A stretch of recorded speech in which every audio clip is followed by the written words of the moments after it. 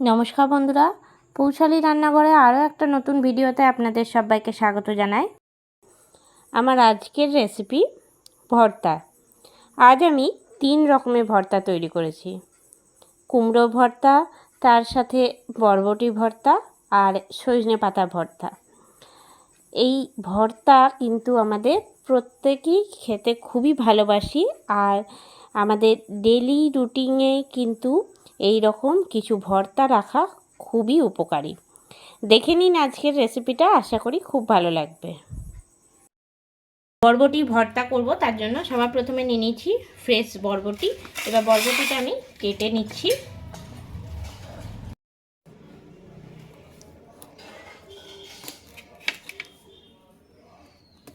এই দুপাশটা খুব সামান্য করে করে কেটে নেব।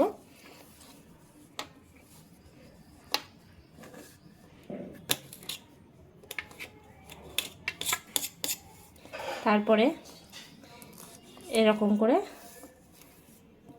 একটু লম্বা লম্বা করে কেটে নিচ্ছি। বরবটির ভর্তা কিন্তু গরম ভাতের সঙ্গে খেতে খুবই সুন্দর লাগে।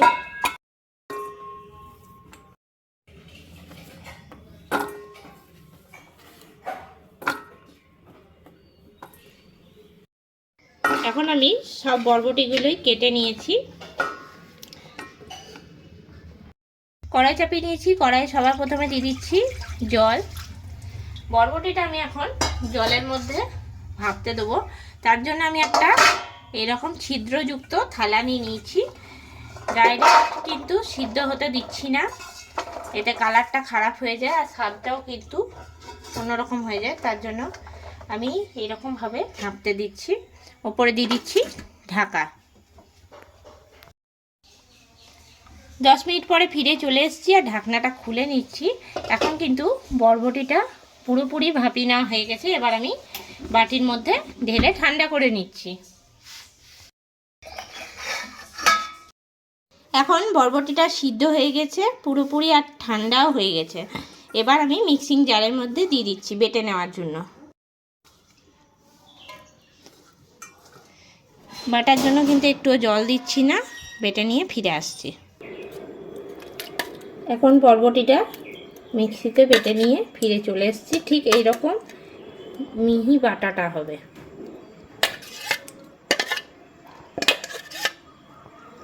কড়াই চাপিয়ে নিয়েছি। কড়াইয়ে সবার প্রথমে দিয়ে দিচ্ছি সর্ষের তেল। ফোড়নে দিয়ে দিচ্ছি একটা শুকনো লঙ্কা, আর দিয়ে দিচ্ছি হাফ চামচ কালো জিরে, আর দিয়ে দিচ্ছি কুচি করে রাখা রসুন। ভালো করে ভেজে নেব।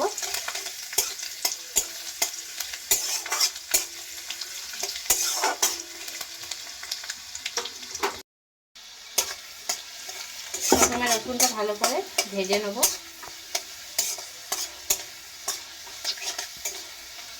এই বরবটি ভর্তা করা কিন্তু খুবই সহজ আর খুব তাড়াতাড়িও কিন্তু হয়ে যায়।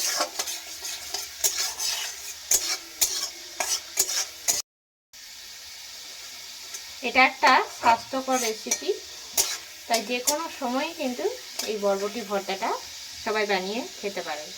তো এবার আমি দিয়ে দিচ্ছি বরবটি বাটাটা, কেননা রসুনটা কিন্তু লাল লাল করে ভেজে নেওয়া হয়ে গেছে।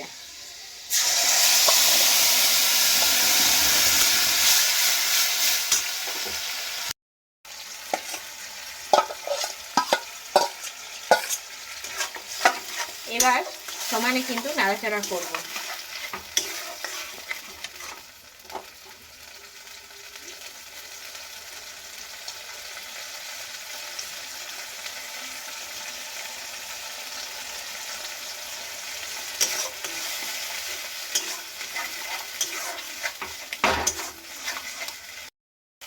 এর মধ্যে দিয়ে দিচ্ছি আন্দাজ মতন লবণ, দিয়ে দিচ্ছি হলুদের গুঁড়ো, আর ঝালের জন্য দিয়ে দিচ্ছি আমি হাফ চামচের মতন লঙ্কার গুঁড়ো। সব কিছু দিয়ে নিয়ে খুব ভালো করে নাড়াচাড়া করব যতক্ষণ না জলটা শুকায়।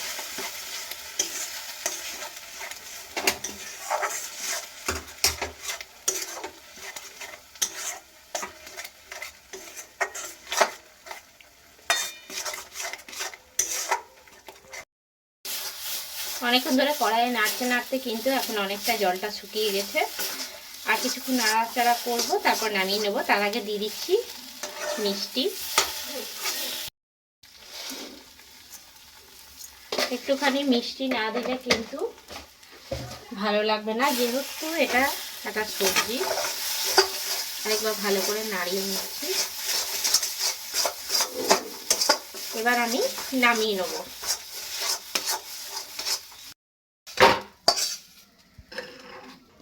অন্যদিকে এবার কুমড়োর ভর্তা করব, তার জন্য কুমড়ো নিয়ে নিয়েছি আমি 1 চিড়ি। কুমড়োটা আমি কেটে নিচ্ছি পিস পিস করে।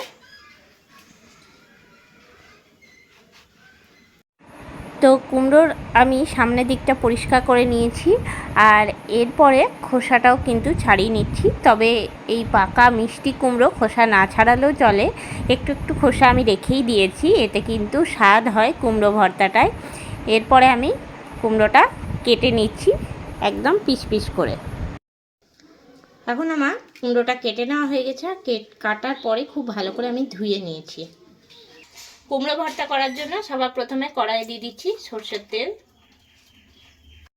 দিয়ে দিচ্ছি 2টো শুকনো লঙ্কা। লঙ্কাটা ভেজে নিচ্ছি প্রথমে। লঙ্কাটা এখন আমি তুলে নিচ্ছি। দিয়ে দিচ্ছি কড়াইয়ের মধ্যে কয়েক কোয়া রসুন।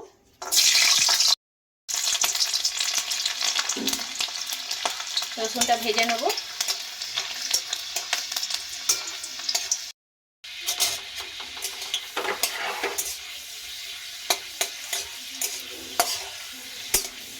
রসুনটা ভেজে নেওয়া হয়ে গেছে, তুলে নিচ্ছি।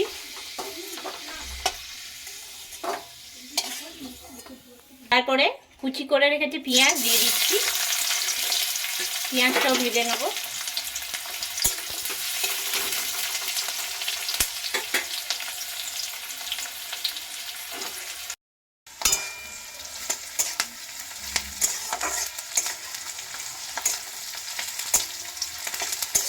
এখন পেঁয়াজটা ভেজে নেওয়া হয়ে গেছে, তুলে নিচ্ছি থালার মধ্যে।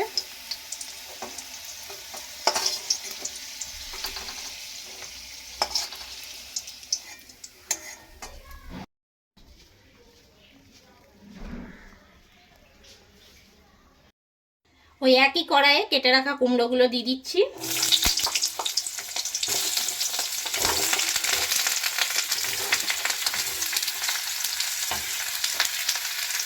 দিয়ে দিচ্ছি লবণ।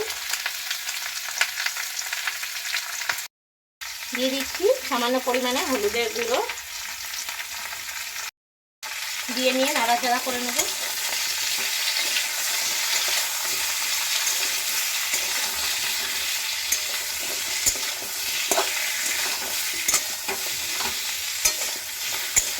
এবার দিয়ে দিচ্ছি একটা ঢাকা। দিয়ে দিলাম ঢাকা। কিছুক্ষণ পরে আমি ঢাকনাটা তুলে নিচ্ছি আর একবার নাড়াচাড়া করে দিচ্ছি।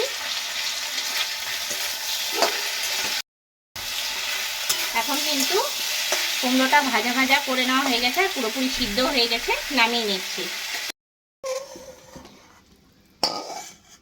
এবার কুমড়োটা কিন্তু ঠান্ডা করে নেবো পুরোপুরি, তারপরে মাখা যাবে।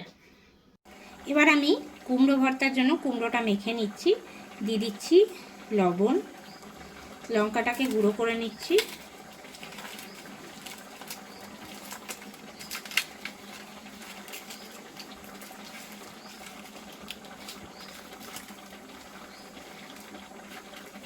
কুমড়োটাও কিন্তু একদম সিদ্ধ হয়ে গেছে।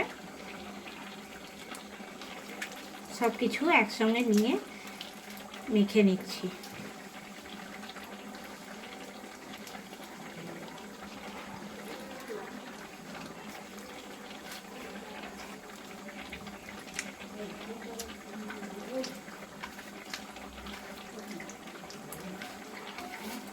এর মধ্যে আমি রসুনগুলো দিয়ে দিচ্ছি।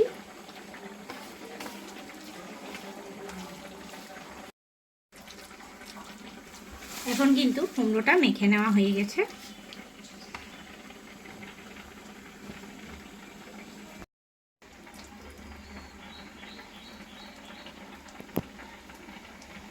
তৈরি হয়ে গেল আমার কুমড়ো ভর্তা। এরপরে যে ভর্তাটা করব সেটা হচ্ছে সজনে পাতা। তো আমি একদম কচি কচি সজনে পাতা নিয়ে নিয়েছি। তো এই সজনে পাতার ভর্তাও কিন্তু খেতে খুবই সুন্দর লাগে। তো আমি প্রথমে ছাড়িয়ে নিচ্ছি। তো এই যে ছোট ডালটা আছে সেটা কিন্তু রাখবো, পুরোপুরি পাতাটা নিচ্ছি না। আর এই যে বড় ডালটা সেটা ফেলে দিচ্ছি। তো এরকম করে আমি সবগুলো কিন্তু ছাড়িয়ে নিচ্ছি। খুব সহজেই কিন্তু এই সজনে পাতাগুলো ছাড়িয়ে নেওয়া যায়। যে ডালগুলো একদম নরম নরম সেগুলো কিন্তু দিচ্ছি।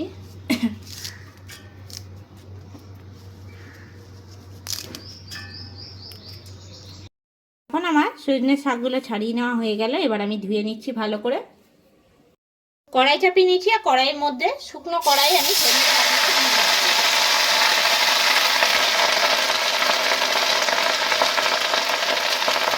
একটুখানি ভাপিয়ে নেব। শাকটা দেওয়ার পরে নাড়াচাড়া করে নেব।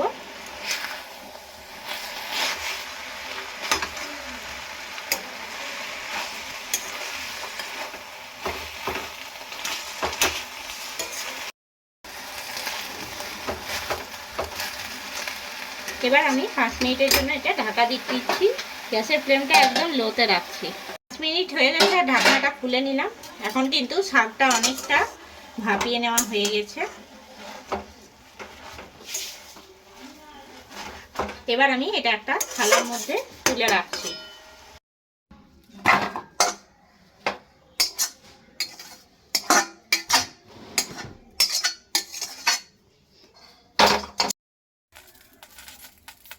কড়াই চাপিয়ে নিয়েছি। কড়াইয়ে সবার প্রথমে দিয়ে দিলাম সর্ষের তেল।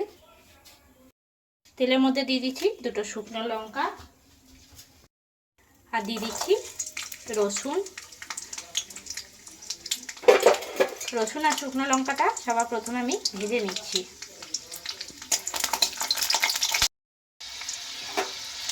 এবার আমি তুলে নিচ্ছি প্লেটের মধ্যে।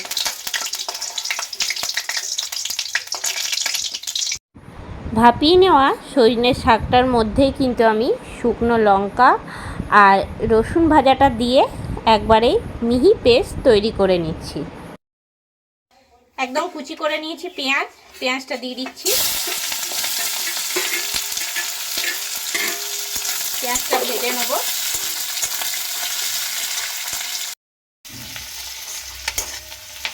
পেঁয়াজটা এখন লাল করে ভেজে নেব। পেঁয়াজটা এখন ভেজে নেওয়া হয়ে গেছে লাল করে। দিয়ে দিচ্ছি বেটে রাখা সজনে শাকটা। এবার আমি নাড়াচাড়া করব। নাড়াচাড়া করে করে কিন্তু একদম জলটাকে শুকিয়ে নেব। এবার এর মধ্যে দিয়ে দিচ্ছি লবণ। দিয়ে দিচ্ছি লবণ। এবার দিয়ে দিচ্ছি হলুদ হাফ চামচের মতন। দিয়ে দিচ্ছি সামান্য পরিমাণে লঙ্কার গুঁড়ো। সব কিছু দিয়ে নিয়ে নাড়াচাড়া করে নেব।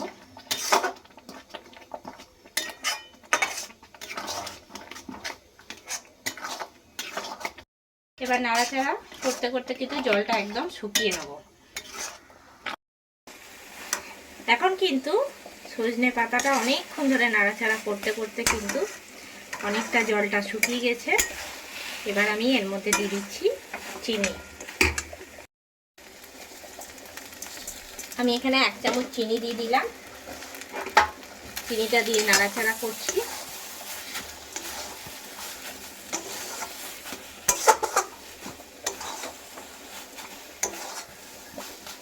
পুরোপুরিভাবে কিন্তু রেডি হয়ে গেল সজনে পাতা ভর্তা। এবার আমি সজনে পাতা ভর্তাটা দিয়ে দিচ্ছি।